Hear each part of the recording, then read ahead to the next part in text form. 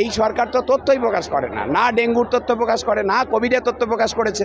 ফলে হচ্ছে যে তথ্য ধামাচাপা দেওয়াই হচ্ছে যে যাদের কাজ। যে এই 23 জন মারা গেছেন, 23 জন আগের বছরে এই সময়ে কজন মারা গেছেন, তার আগের বছরে কজন মারা গেছেন, সেগুলো দেখতে হবে। যদি হচ্ছে তাই হয় যে জুনিয়র ডাক্তাররা কয়েকদিন কাজ না করলে যদি স্বাস্থ্যের এই অবস্থা হয়, তাহলে রাজ্য সরকার তার অবস্থাটা ভাবুক। কতজন হচ্ছে যে চিকিৎসকের শূন্য পদ পূরণ করেননি। ভগবান ছেড়ে দিন, আমরা ভগবান হতে চাই না, আমরা চাই মানুষ আমাদের মানুষ হিসেবেই দেখুন। বারবার দেখা যাচ্ছে যে নবান্ন থেকে মেল এবং এখানে জুনিয়র চিকিৎসকদের তরফ থেকে মেলের যে দ্বন্দ্ব দেখা যাচ্ছে, এই বিষয়ে কি বলবেন? না, মেলের দ্বন্দ্ব তো কিছু নেই। নবান্ন সমস্যার সমাধান করতে চাইছে নাকি হচ্ছে যে এটা নিয়ে অন্য কিছু করতে চাইছে, এটা তো পরিষ্কার হচ্ছে না। নবান্ন থেকে মেল আসছে একরকম ভাষায়, যে ভাষাতে হচ্ছে যে যেখানে যে দাবিতে আন্দোলন চলছে সেই দাবিগুলোর কোনো উল্লেখ নেই। সেখানে একতরফা সরকার তার টার্মসে হচ্ছে যে এখানে আলোচনার টেবিলে ডাকতে চাইছে। কারণ অতীতে এইরকম করে সফল হয়েছেন তারা, এবং আমরা দেখেছি 2019 এইরকম মিটিং হয়েছে নবান্নের সভাঘরে, যে কটা রেজলিউশন হয়েছিল তার একটাও ইমপ্লিমেন্টেড হয়নি।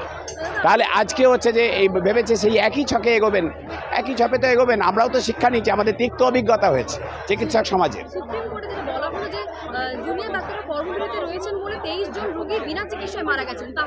সর্বৈব মিথ্যে কথা বলা হয়েছে। জুনিয়র ডাক্তাররা হচ্ছে যে এই জুনিয়র ডাক্তারদের বিষয়ে হচ্ছে যে অনেক মিথ্যে কথা বলা হচ্ছে। এক তো তারা ট্রেনি ডাক্তার, তাদের হচ্ছে যে ওই রকম আলাদা করে ডাক্তারি করবেন, তারা মেজর সার্জারি করবেন, এরকম কথাই নয়, এটা সবাই বোঝেন। দ্বিতীয় যেটা হচ্ছে যে এই 23 জন মারা গেছেন, 23 জন আগের বছরে এই সময়ে কজন মারা গেছেন, তার আগের বছরে কজন মারা গেছেন, সেগুলো দেখতে হবে, বলতে হবে। এই সরকার তো তথ্যই প্রকাশ করে না, না ডেঙ্গুর তথ্য প্রকাশ করে, না কোভিডের তথ্য প্রকাশ করেছে। ফলে হচ্ছে যে তথ্য ধামাচাপা দেওয়াই হচ্ছে যে যাদের কাজ। তারা এখন 23 জন মৃত্যুর কথা বলছেন। তাহলে হচ্ছে চিকিৎসক সংগঠনগুলোর তরফ থেকে আমরা এর তীব্র প্রতিবাদ করছি। এই পরিসংখ্যানের জাগলারি বন্ধ করুন আপনারা। প্রকৃত তথ্য পরিসংখ্যান সরকারিভাবে শ্বেতপত্র দিয়ে নিয়ে আসুন সামনে। আমরা চিকিৎসক সমাজ সংগঠনগুলি আছি, আমরা হচ্ছে যে তার ব্যাখ্যা দেব। আর যদি হচ্ছে তাই হয় যে জুনিয়র ডাক্তাররা কয়েকদিন কাজ না করলে যদি স্বাস্থ্যের এই অবস্থা হয়, তাহলে রাজ্য সরকার তার অবস্থাটা ভাবুক। কতজন হচ্ছে যে চিকিৎসকের শূন্য পদ পূরণ করেননি, কতজন নার্স আছে তাদের শূন্য পদ পূরণ করেননি, টেকনিশিয়ানের কত শূন্য পদ আছে তারা পূরণ করেননি, গ্রুপ ডি স্টাফ, ওটি অ্যাসিস্ট্যান্ট তাদের হচ্ছে যে গ্রুপ ডি নিয়োগ করেননি। তার সঙ্গে এই যে সিন্ডিকেট চক্র, যাদের জন্য হাসপাতালে বেড পেতে সমস্যা হয়, ওটি ডেট পেতে সমস্যা হয়, কেন হচ্ছে যে এইগুলো রয়েছে, সরকার সেগুলোর দিকে দৃষ্টিপাত করছে না, জুনিয়র ডাক্তারদের আন্দোলনকে তাদেরকে দোষারোপ করছে।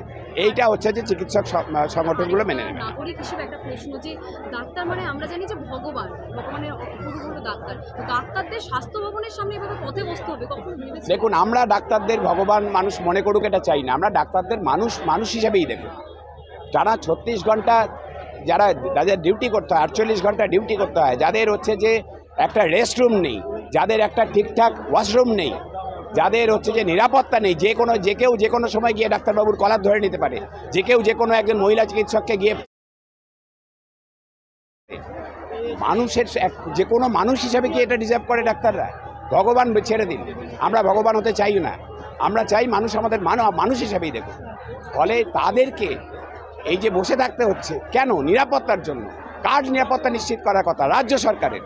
রাজ্য সরকার ব্যর্থ হয়েছে নিরাপত্তা দিতে। হাইকোর্ট বলে দিয়েছে, সুপ্রিম কোর্টও বলে দিয়েছে, এবং এই ঘটনাকে প্রশাসন ধামাচাপা দিতে চেয়েছে, তথ্য প্রমাণ লোপাট করতে চেয়েছে, অপরাধীদের আড়াল করতে চেয়েছে।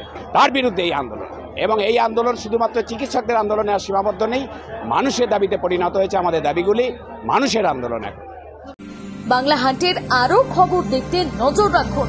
বাংলা খবর মানেই বাংলা হান্ট।